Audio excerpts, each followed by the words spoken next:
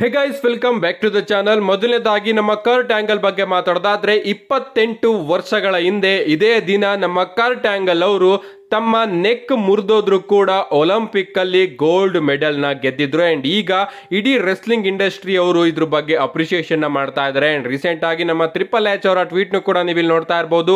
28 years ago he proved he was the absolute best on the planet and set the tone for the rest of his career. Not to mention he did it with a broken freaking neck.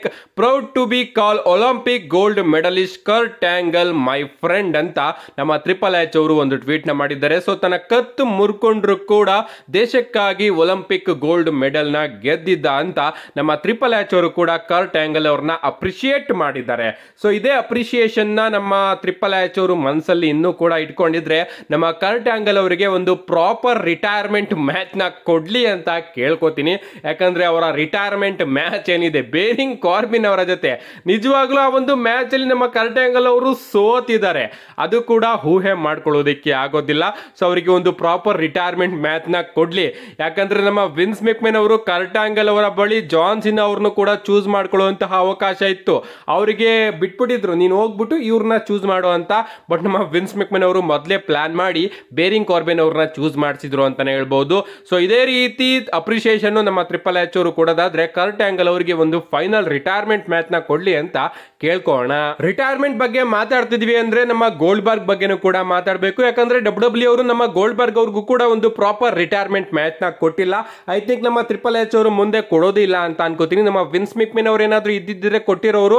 But ನಮ್ಮ Goldberg ಅವರು ಹೇಳೋ ರೀತಿ wins ಮೆಕ್ಮೆನ್ ಅವರು promise ಮಾಡಿದ್ರು, but ಇನ್ನೂ ಕೂಡ ಕೊಟ್ಟಿಲ್ಲ. ಮುಂದೆ ಅವರು ಕೊಡೋದಿಲ್ಲ. ಯಾಕಂದ್ರೆ ಡಬ್ಲ್ಯೂ ಅಲ್ಲಿ ವಿನ್ಸ್ ಮೆಕ್ಮೆನ್ ಅವರು ಇನ್ನ ಇಲ್ವೇ ಇಲ್ಲ. ಅಂಡ್ ಈಗ ನಮ್ಮ ಗೋಲ್ಡ್ಬರ್ಗ್ ಅವರು ಅದ್ರ ಬಗ್ಗೆ ಮಾತಾಡ್ತಾರೆ. ನಾನು ಇನ್ನೂ ಕೂಡ ರಿಟೈರ್ಡ್ ಆಗಿಲ್ಲ, ಫ್ಯಾನ್ಸ್ ಗಳು ನಾನು ರಿಟೈರ್ಡ್ ಆಗಿದ್ದೀನಿ ಅಂತ ಮಾತಾಡಬಹುದು. ಬಟ್ ನಾನು ಇನ್ನೂ ಕೂಡ ಫೈಟ್ ಮಾಡೋದಕ್ಕೆ ರೆಡಿ ಇದ್ದೀನಿ. ನಾನು ಇನ್ನೂ ಕೂಡ ನನ್ನ ಲಾಸ್ಟ್ ಮ್ಯಾಚ್ ನ ರೆಸಲ್ ಮಾಡಿಲ್ಲ ಅಂತ ನಮ್ಮ ಗೋಲ್ಡ್ಬರ್ಗ್ ಅವರು ಮಾತಾಡ್ತಿದ್ದಾರೆ ರೀಸೆಂಟ್ ಆಗಿ ಇಂಟರ್ವ್ಯೂ ಅಲ್ಲಿ. ಸೊ ನಮ್ಮ ಟ್ರಿಪಲ್ ಎಚ್ ಅವರು ದಯಮಾಡಿ ನಮ್ಮ ಗೋಲ್ಡ್ಬರ್ಗ್ ಅವ್ರಿಗೂ ಕೂಡ ಒಂದು ಲಾಸ್ಟ್ ಮ್ಯಾಚ್ ನ ಡಬ್ಲ್ಯೂ ಅಲ್ಲೇ ಕರುಣಿಸಿದ್ರೆ ಇದನ್ನ ನೋಡೋದಕ್ಕೆ ಇನ್ನೂ ಕೂಡ ಚೆನ್ನಾಗಿರುತ್ತೆ. ನೆಕ್ಸ್ಟ್ ಅಪ್ಡೇಟ್ ಕಡೆ ಬರೋದಾದ್ರೆ ಇದಿರ್ತಕ್ಕಂಥದ್ದು ನಮ್ಮ ತಮಾಸೋ ಚಾಂಪಾ ಅವರ ಬಗ್ಗೆ. ಈ ಒಂದು ಅಪ್ಡೇಟ್ ನಂತೂ ನಾನು ಕವರ್ ಮಾಡ್ಕೊಂಡೇ ಬರ್ತಾ ಇದ್ದೀನಿ. ನಿಮ್ಗೆ ಗೊತ್ತಿರಬಹುದು ಸ್ಟೋರಿ ಏನು ಅಂತ. ನಮ್ಮ ತಮಾಸೋ ಚಾಂಪಾ ಅವರು ರ್ಯಾಂಡಿ ಓರ್ಟನ್ ಅವರ ರೀತಿ ರ್ಯಾಂಡಿ ಓರ್ಟನ್ ಅವರಿಗೇನೆ ಔಟ್ ಆಫ್ ನೋವೇರ್ ಆರ್ಕೆವನ್ನು ಹಾಕೋದಕ್ಕೆ ತುಂಬಾನೇ ಪ್ರಯತ್ನ ಪಡ್ತಾ ಇದ್ದಾರೆ. 3-4 ಬಾರಿ ವಿಫಲರಾಗಿದ್ದಾರೆ. ಅಂಡ್ ರೀಸೆಂಟ್ ಆಗಿ ನಮ್ಮ ಕೆವಿನ್ ಓವೆನ್ಸ್ ಅವ್ರಿಗೂ ಕೂಡ ಆರ್ಕೆವ್ ಹಾಕೋದಕ್ಕೆ ಹೋಗಿ ನಮ್ಮ ಕೆವಿನ್ ಓವೆನ್ಸ್ ಅವರು ಈ ರೀತಿ ಆರ್ಕೆವ್ ಹಾಕು, ಸೌಂಡ್ ಮಾಡಬೇಡ ಅಂತ ಬುದ್ಧಿವಾದನು ಕೂಡ ಹೇಳಿ ಕಳಿಸಿದ್ರು. ಅಂಡ್ ಈಗ ಇನ್ನೊಮ್ಮೆ ನಮ್ಮ ರ್ಯಾಂಡಿ ಓರ್ಟನ್ ಅವರ ರೀತಿ ಆರ್ಕೆವನ್ನು ಹಾಕೋದಕ್ಕೆ ನಮ್ಮ ತಮಾಸೋ ಚಾಂಪಾ ಅವರು ಟ್ರೈ ಮಾಡಿದ್ದಾರೆ. ಅಂಡ್ ಅದರಲ್ಲಿ ಅವರು ಸಫಲರಾಗಿದ್ದಾರೆ. ಅದು ಕೂಡ ಬೇರೊಬ್ಬ ವ್ಯಕ್ತಿಗೆ ಆರ್ಕೆವ್ ಹಾಕೋದ್ರ ಮುಖಾಂತರ. ಈ ಒಂದು ಆರ್ಕೆವ್ ಹಾಕೋದಕ್ಕೆ ನಮ್ಮ ತಮಾಸೋ ಚಾಂಪಾ ಅವರು ತುಂಬಾನೇ ಟ್ರೈನಿಂಗ್ ನ ತಗೋತಾರೆ.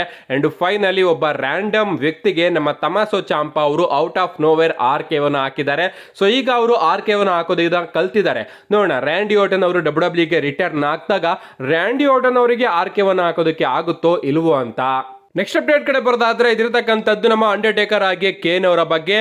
ಇವರು ಸಮ್ಮರ್ ಸ್ಲಾಮ್ ನ ವೀಕೆಂಡ್ ಅಲ್ಲಿ ನಮಗೆ ನೋಡೋದಕ್ಕೆ ಸಿಗ್ತಾ ಇದ್ದಾರೆ. ಆಗಸ್ಟ್ 2ನೇ ತಾರೀಕು ಇವರ ಜೊತೆ ಫೋಟೋ ಎಕ್ಸ್ಪೀರಿಯನ್ಸ್ ನ ಡಬ್ಲ್ಯೂ ಅವರು ಅಫಿಷಿಯಲ್ ಆಗಿ ಅನೌನ್ಸ್ ಮಾಡಿದ್ದಾರೆ. ಸೊ ಅಲ್ಲಿನ ಫ್ಯಾನ್ಸ್ ಗಳು ಅಂಡರ್ಟೇಕರ್ ಆಗಿ ಕೇನ್ ಅವ್ರನ್ನ ಭೇಟಿ ಮಾಡಿ ಫೋಟೋಸ್ ಗಳನ್ನ ತೆಗೆಸ್ಕೋಬಹುದು. ಸೊ ಎಕ್ಸ್ಕ್ಲೂಸಿವ್ ಟಿಕೆಟ್ ಗಳು ಇರುತ್ತೆ ಇದಕ್ಕೂ ಕೂಡ. ಸೊ ನಾವು ಅದಕ್ಕೆಲ್ಲದಕ್ಕೂ ಕೂಡ ಹೋಗೋದಕ್ಕೆ ಆಗೋದಿಲ್ಲ. ಆದ್ರೂ ಕೂಡ ಫೈನಲಿ ಇವರಿಬ್ರನ್ನು ಕೂಡ ಜೊತೆಗೆ ನೋಡೋ ಅದೃಷ್ಟ ಸಿಕ್ಕಿದೆ.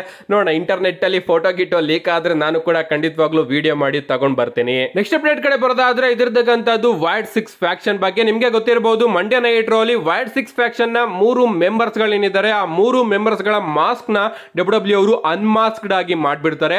ಅಂಡ್ ಈ 3 ಮೆಂಬರ್ಸ್ ಗಳನ್ನ ನೀವು ಇಲ್ಲಿ ನೋಡ್ತಾ ಇರಬಹುದು. ಅಂಡ್ ಈಗ ಡಬ್ಲ್ಯೂ ಮೇಲೆ ಫ್ಯಾನ್ಸ್ ಗಳು ರೊಚ್ಚಿಗೆದ್ದಿದ್ದಾರೆ ಅಂತಾನೆ ಹೇಳ್ಬಹುದು. ಇಂತ ಒಬ್ಬ ನಾರ್ಮಲ್ ಮನುಷ್ಯರನ್ನಾಗಿ ಇವ್ರನ್ನೆಲ್ಲ ಯಾಕೆ ತೋರಿಸಿದ್ರಿ? ಮಾಸ್ಕ್ ನ ತೆಗಿಬಾರ್ದಾಗಿತ್ತು. ನೀವು ಮಾಸ್ಕ್ ಹಾಕೊಂಡೆ ಇವರೆಲ್ಲರೂ ಕೂಡ ಮ್ಯಾಚಸ್ ಗಳನ್ನ ರೆಸಲ್ ಮಾಡಿದಿದ್ರೆ ಇನ್ನೂ ಕೂಡ ಭಯಂಕರವಾಗಿ ಅನ್ಸೋದು. ಮಾಸ್ಕ್ ನ ತಗ್ಸಿ ಒಂದು ಸ್ಟೋರಿ ಲೈನ್ ನ ಹಾಳು ಮಾಡಿದ್ರಿ ಅಂತ ಡಬ್ಲ್ಯೂ ಮೇಲೆ ಫ್ಯಾನ್ಸ್ ಗಳು ಗರಂ ಆಗಿದ್ದಾರೆ. And next Monday Night Raw ಅಲ್ಲಿ ಇವರೆಲ್ಲರೂ ಕೂಡ ಚಾರ್ಟ್ ಗೇಬಲ್ ಆಗಿ ಕ್ರೀಡ್ ಬ್ರದರ್ಸ್ ಅವರ ನಡುವೆ ಒಂದು ಟ್ಯಾಗ್ ಟೀಮ್ ಮ್ಯಾಚ್ ನ ಆಡೋದಕ್ಕೂ ಕೂಡ ಬರ್ತಾ ಇದ್ದಾರೆ. ನೋಡೋಣ ಆಗ್ಲೂ ಕೂಡ ಮಾಸ್ಕ್ ನ ರಿಮೂವ್ ಮಾಡಿ ಬರ್ತಾರೆ ಅಂತ ಅನ್ಕೋತೀನಿ. ಅಂಡ್ ಆಗ ಎಕ್ಸ್ಪೀರಿಯನ್ಸ್ ಆಗಿರುತ್ತೆ ಅಂತ ನೋಡ್ಬೇಕು ಗೈಸ್. ಮಾಸ್ಕ್ ತೆಗ್ದಿದ್ದು ನನ್ನ ಪ್ರಕಾರ ಕೆಟ್ಟದಾಯ್ತು ಅಂತ ಅನ್ಕೋತೀನಿ. ಮಾಸ್ಕ್ ನ ಹಾಕೊಂಡೇ ಮ್ಯಾಚ್ ನ ರೆಸಲ್ ಮಾಡಿದಿದ್ರೆ ಇನ್ನೂ ಕೂಡ ಚೆನ್ನಾಗಿರೋದು. ಅಷ್ಟೊಂದು ದಪ್ಪ ಮಾಸ್ಕ್ ನ ಹಾಕೊಳ್ಳಿಲ್ಲ ಅಂದಿದ್ರು ಕೂಡ ಫೇಸಿಗೆ ಮಾತ್ರ ಮಾಸ್ಕ್ ನ ಹಾಕೊಂಡು ಬಂದಿದ್ರೆ ಇನ್ನೂ ಕೂಡ ಇಂಟ್ರೆಸ್ಟಿಂಗು ಹಾಗೆ ಖತರ್ನಾಕ್ ಅಂತ ಅನ್ಸೋರು ಇವರೆಲ್ಲ. ನಿಮ್ಮ ಅಭಿಪ್ರಾಯನ ಕಮೆಂಟ್ ಮಾಡಿ. ನೆಕ್ಸ್ಟ್ ಅಪ್ಡೇಟ್ ಕಡೆ ಬರೋದಾದ್ರೆ ಮಂಡ್ಯ ನೈಟ್ ರೋ ವ್ಯೂವರ್ಶಿಪ್ ಬಿಡುಗಡೆ ಆಗಿದೆ. ನಾವು ಕಳೆದ ವಾರದ ಮಂಡ್ಯ ನೈಟ್ ರೋ ನೋಡೋದಾದ್ರೆ ಅದ್ಭುತವಾದ ರಾ ನಮಗೆ ನೋಡೋದಕ್ಕೆ ಸಿಕ್ಕಿತ್ತು ಅಂಡ್ ಅದೇ ರೀತಿ ವ್ಯೂವರ್ಶಿಪ್ ಕೂಡ ನೋಡೋದಕ್ಕೆ ಸಿಕ್ಕಿತ್ತು. ಐ ಥಿಂಕ್ 1.7 ಮಿಲಿಯನ್ ಬಂದಿತ್ತು ಅಂತ ಅನ್ಕೋತೀನಿ ಕಳೆದ ವಾರ Monday Night Raw viewership. But ಈ ವಾರ ತೀರಾ ಡೌನ್ ಆಗಿದೆ ಅಂತಾನೆ ಹೇಳ್ಬೋದು. ಈ ವಾರ ಕೂಡ ನಮಗೆ ಅದ್ಭುತವಾದ ಮಂಡ್ಯ ನೈಟ್ ರೋ ನೋಡೋದಕ್ಕೆ ಸಿಗುತ್ತೆ. ಆದ್ರೂ ಕೂಡ Monday Night Raw viewership 1.4 million ಬಂದಿದೆ. ಲಿಟರಲಿ ಲೋಯೆಸ್ಟ್ ವ್ಯೂವರ್ಶಿಪ್ ಅಂತಾನೆ ಹೇಳ್ಬೋದು. ಗೊತ್ತಿಲ್ಲ ಯಾಕೆ ವ್ಯೂವರ್ಶಿಪ್ ಇಷ್ಟೊಂದು ಕಡಿಮೆ ಬಂತು ಅಂತ. ಯಾಕಂದ್ರೆ ಸಮ್ಮರ್ ಸ್ಲಾಮಿಗೆ ಗೋ ಹೋಮ್ ಎಡಿಷನ್ ಆಗಿತ್ತು.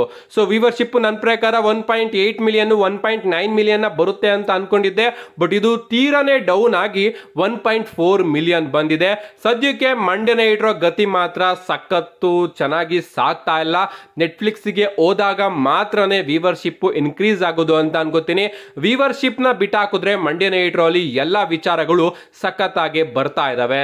ನೆಕ್ಸ್ಟ್ ಅಂಡ್ ಫೈನಲ್ ಅಪ್ಡೇಟ್ ಕಡೆ ಬರೋದಾದ್ರೆ ಇದಿರ್ತಕ್ಕಂಥದ್ದು ಸಮ್ಮರ್ ಸ್ಲಾಮ್ ಬಗ್ಗೆ. ಇನ್ನೇನು ಭಾನುವಾರ ನಮಗೆ summer slam premium live event ನೋಡೋದಕ್ಕೆ ಸಿಗುತ್ತೆ.